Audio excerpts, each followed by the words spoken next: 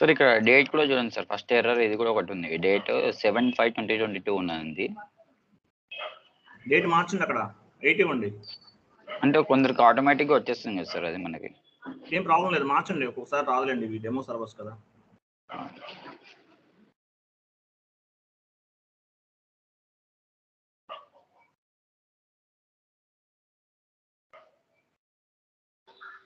మీ laptop లో date తప్పు ఉంది, అందుకే వస్తుంది అది. ల్యాప్టాప్ లో డేట్ 8 ఉంది సార్, ఇక్కడ చూడండి కింద.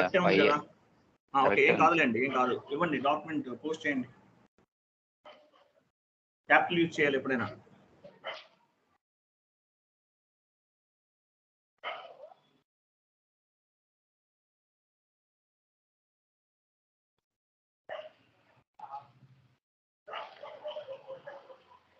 సార్ ఈ ఆప్షన్స్ కూడా కొత్తగా వస్తున్నాయి సార్, ఇవి వేరే వాళ్ళు కూడా రావట్లేదు అంట.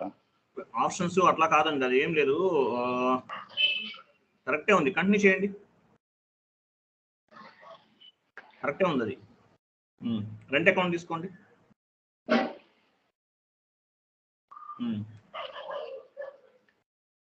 డెబిట్ చేయండి, 10,000 ఇవ్వండి. బ్యాంక్ అకౌంట్ తీసుకోండి.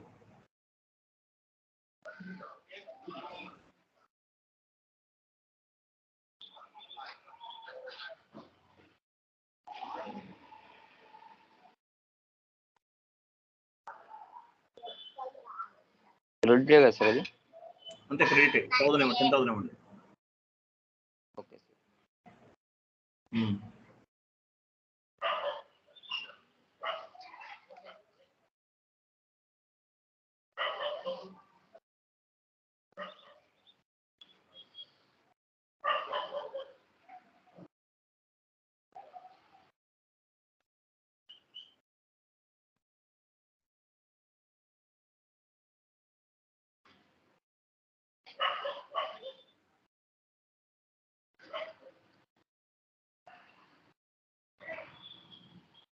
ఓకే, అయిపోయింది కదా, ఇంకేం లేదు కదా. ఎంటర్ కొట్టాలి, ఎంటర్ కొట్టండి.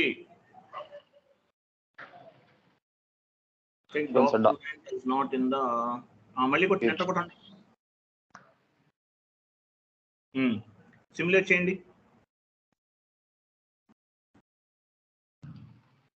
సేవ్ చేయండి.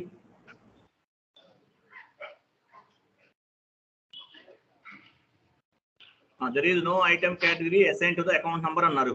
అకౌంట్ నంబర్ 400-300 అంటే రెంట్ అకౌంట్ అన్నమాట. ఓకేనా? సో ఇది దీన్ని డాక్యుమెంట్ స్ప్లిట్టింగ్ ఎర్రర్ అంటారండి, గుర్తుపెట్టుకోండి. దీన్ని ఏమంటారు?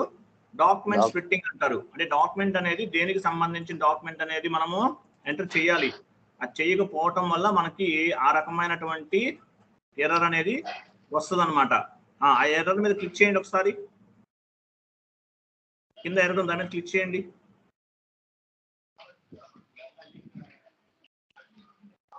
ఇట్లా వస్తే డాక్యుమెంట్ కేటగిరీ, డాక్యుమెంట్ స్ప్లిట్టింగ్ అంటారు. అక్కడ ఏముందో చదవాలి, ఎప్పుడైనా సరే గుర్తుపెట్టుకోండి. ఫస్ట్ ఎర్రర్ వచ్చినప్పుడు ఏం చేయాలంటే there is no item category assign to the account number 400-300 అన్నారు. అంటే ఏంటి, అది కేటగిరీ. ఆ రెంట్ అకౌంట్ అనేది ఏ కేటగిరీ అనేది మనం అసైన్ చేయలేదంట, అందువల్ల ఎర్రర్ వచ్చింది. ఓకేనా? కింద ప్రొసీజర్, కింద ప్రొసీజర్ లోకి రండి, కిందకి రండి. Classify GL for document splitting, దాని మీద క్లిక్ చేయండి. అక్కడ classify GL account for document splitting, ఆ క్లాక్ సింబల్ మీద క్లిక్ చేయండి. కంటిన్యూ చేయండి. ఇప్పుడు ఏం చేస్తారంటే ఇన్వెంటరీలోకి వెళ్ళండి. అక్కడ ఇన్ఫర్మేషన్ అక్కడ డ్రాప్ డౌన్ చేయండి. అకౌంట్ ఫ్రమ్ అన్నాడు, అకౌంట్ ఫ్రమ్ డ్రాప్ డౌన్ చేయండి. కంటిన్యూ చేయండి. రెంట్ అకౌంట్ కదా ఫస్ట్ ఇచ్చింది, రెంట్ అకౌంట్ తీసుకోండి. మళ్ళీ 2 అకౌంట్ దగ్గర రెంట్ అకౌంట్ తీసుకోండి.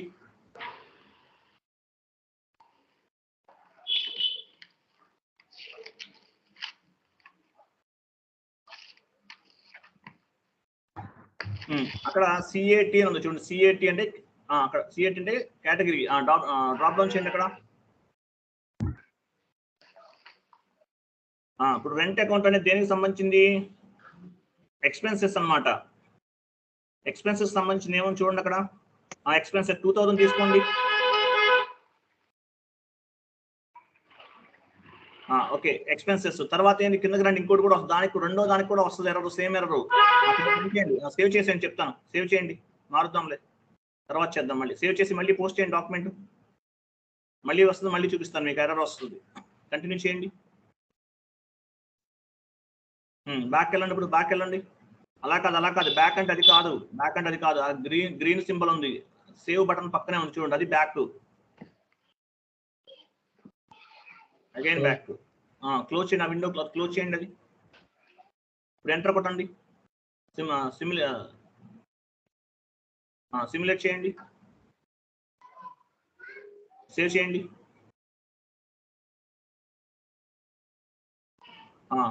ఓకే, 400 300 వచ్చిందా మళ్ళీ? ఓకే, ఓ పని చేయండి, స్లాష్ అని హోమ్ స్క్రీన్కి వెళ్ళి మళ్ళీ రండి.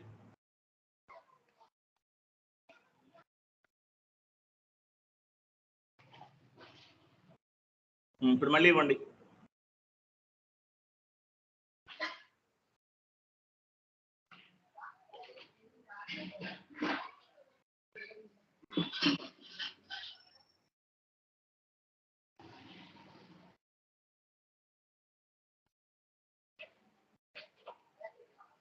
ఎంటర్ కొట్టండి.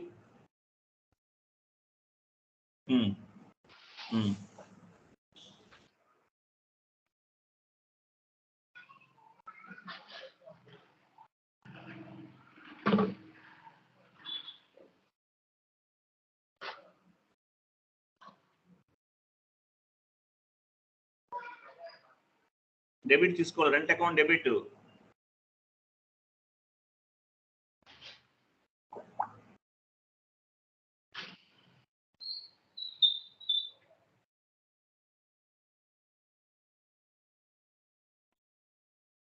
ఎర్రర్ రిజల్యూషన్ చాలా ఇంపార్టెంట్ అండి, రియల్ టైంలో ఎర్రర్స్ వస్తుంటే మనకి ఇట్లాగే రిజల్యూషన్ చేయాలి, ఎక్కడ ప్రాబ్లం అయింది ఏంటని తెలుసుకోవాలి.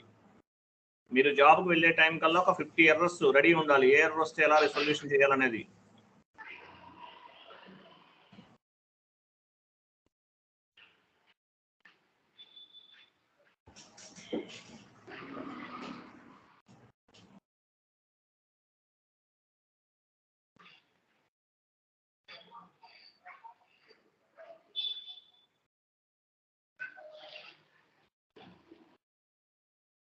ఎంటర్, సిమ్యులేట్,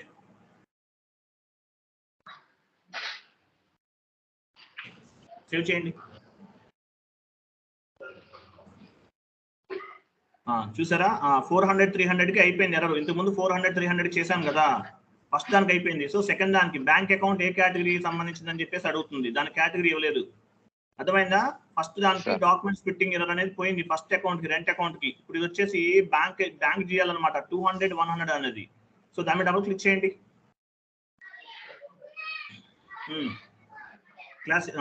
క్లిక్ చేయండి, అక్కడ క్లాసిఫై క్లాక్ సింబల్ మీద క్లిక్ చేయండి, కంటిన్యూ చేయండి. ఈవెంట్లోకి వెళ్ళండి, బ్యాంక్ అకౌంట్ తీసుకోండి, ఫ్రమ్ దగ్గర టు దగ్గర మ్యూట్ లో ఉండాలండి, నాయిస్ వస్తుంది బ్యాక్ సైడ్ నుంచి.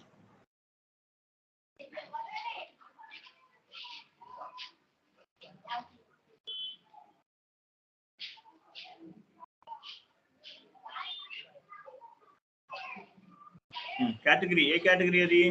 బ్యాంక్ అంటే కరెంట్ అసెట్స్ చూడండి, అసెట్స్ చూడండి, వెయిట్ ఇక్కడ కరెంట్ అసెట్స్ ఉండదు, అసెట్స్ ఉంటుంది, 7000 తీసుకోండి, కంటిన్యూ చేయండి. అయిపోయింది కదా, సేవ్ చేసేయండి, ఎంటర్ కొట్టి సేవ్ చేయండి, కంటిన్యూ చేయండి, సేవ్ చేయండి, కంటిన్యూ. FS00 ఇప్పుడు పోస్ట్ చేయండి, డాక్యుమెంట్ అయిపోతుంది.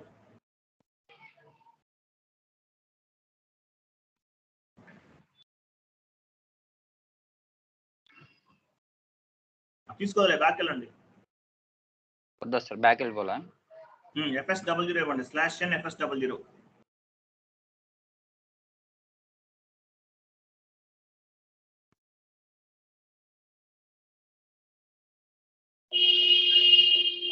FS00 sir, FI00.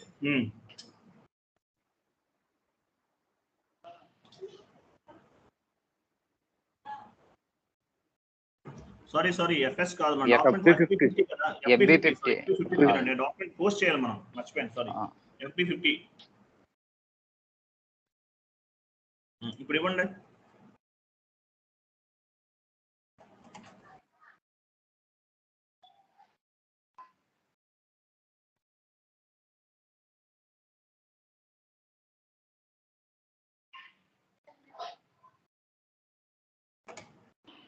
ఇప్పుడు వచ్చిన ఎర్రర్ ఏమంటారు? డాక్యుమెంట్ స్ప్లిట్టింగ్ ఎర్రర్ అంటారండి. ఎర్రర్స్ రిజల్యూషన్ చాలా ఇంపార్టెంట్. సపోర్టింగ్ ప్రాజెక్ట్ లో జాబ్ వచ్చింది అనుకోండి, ఈ ఎర్రర్స్ మీరు చేసేది అన్ని కూడా ఇంకేముండదు. సార్ రెంట్ ఇవ్వాలన్నా బ్యాంక్ ఇవ్వాలా? ఫస్ట్ ఏమి ఇచ్చారు? రెంట్ ఇచ్చాను సార్. బ్యాంక్ అకౌంట్ తీసుకోండి. రెంట్ ఇస్తే బ్యాంకే కదా తీసుకో. Rent account data to bank account కదా. ఇక్కడ ఏమి ఇచ్చారు? ఇది బ్యాంక్ అకౌంటా? అవును సార్, ఇది బ్యాంక్ అకౌంట్. రెంట్ అకౌంట్ తీసుకో. రెంట్ అకౌంట్ తీసుకోవాలి first. Rent account data to bank account.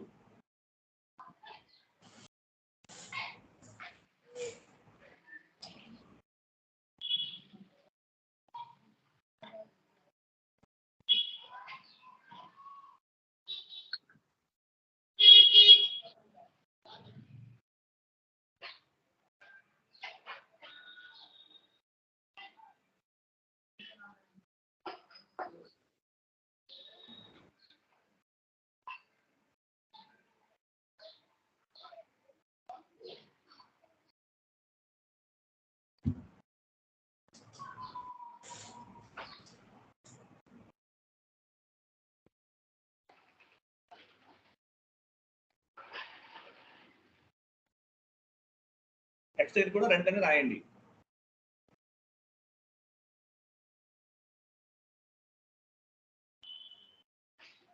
Field status variant లో కలిపి ఆ బిజినెస్ ఏరియాస్ తర్వాత ఉన్నాయి కదా అవన్నీ తీసేయండి. ఎందుకు ప్రతిసారి ప్రాబ్లం అవుతుంది. టెక్స్ట్ ఫీల్డ్ తీసేస్తే తర్వాత మీరు రియల్ టైమ్ లో పెట్టుకోండి. అవసరం ఉంది, టైం వేస్ట్. ఎంటర్ కొట్టండి. మళ్ళీ కొట్టండి. సిమ్యులేట్ చేసి పోస్ట్ చేయండి. సేవ్ చేయండి. అయిపోయిందా? డాక్యుమెంట్ పోస్ట్ అయిపోయిందా? అయిపోయింది సార్. సో ఇది అనమాట. ఎర్రర్స్ వచ్చినప్పుడు ఇట్లా ఎర్రర్స్ అనేది రిజల్యూషన్ చేసుకోవాలి. డాక్యుమెంట్ పోస్ట్ అయింది.